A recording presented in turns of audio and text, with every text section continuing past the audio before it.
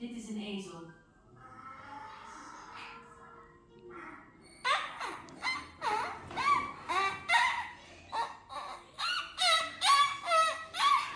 อิ่มท้องแล้วลมดีนะจ๊ะเสียงลาเลิกทำเสียงลาเหรอคะทำเสียงลาตาม Google เหรอไป Google อยาก Google แม่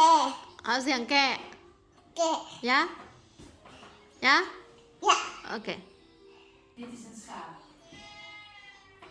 แม่แม่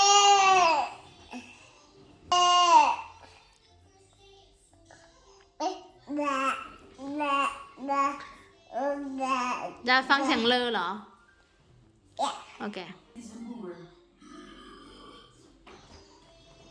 แม่